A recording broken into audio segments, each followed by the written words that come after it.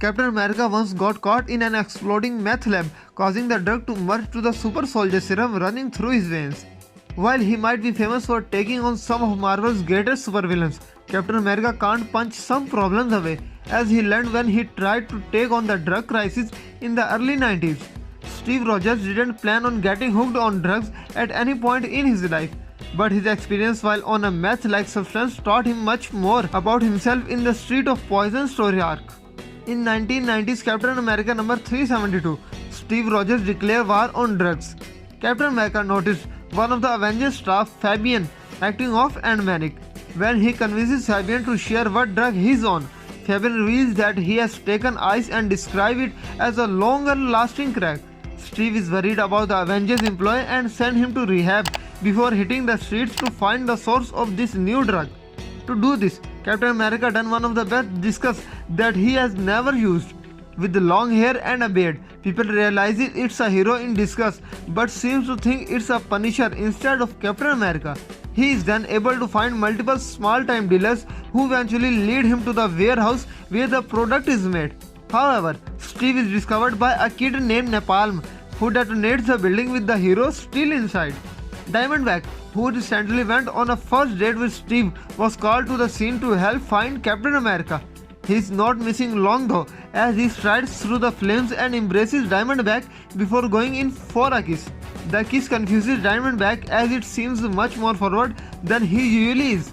Steve refuses to see a paramedic as he claims he has never felt better in his life, before heading back to Avengers headquarters to plan their next move. As time goes by, Captain America acts increasingly odd. He snaps at Peggy Carter, reprimanding her for calling in Black Widow to help during the warehouse explosion. Upon leaving Peggy, the Captain catches Diamondback talking to John Jameson about the Avengers' strange mood changes.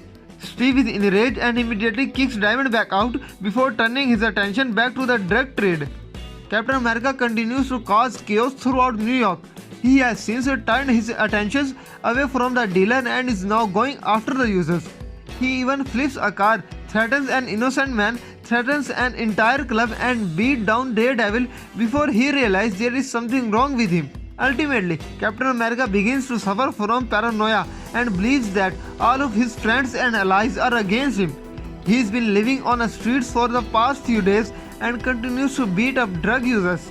Black Widow and Diamondback catch him assaulting two young men, and Black Widow is able to knock the Avengers out cold. They return him to the Avengers headquarters and Hank Pym is called in to figure out a solution. Pym finds that the chemical from the ice have fully merged with the super soldier serum and the only way to remove it is a total blood transfusion. However, a full blood transfusion could potentially take the super soldier serum out of the Rogers bloodstream. Still, Rogers decided to go through with the procedure, electing to prove that he can still fight without it. Captain America began to question the serum even before the ice got in his blood and wondered if he was a walking endorsement for drug use. He eventually decides not to reinsert the serum into his blood after the event, believing that the best thing he can do for America is to live a drug-free life, even if it costs him his powers. If you like the video, don't forget to like, comment, share and subscribe. See you in the next video.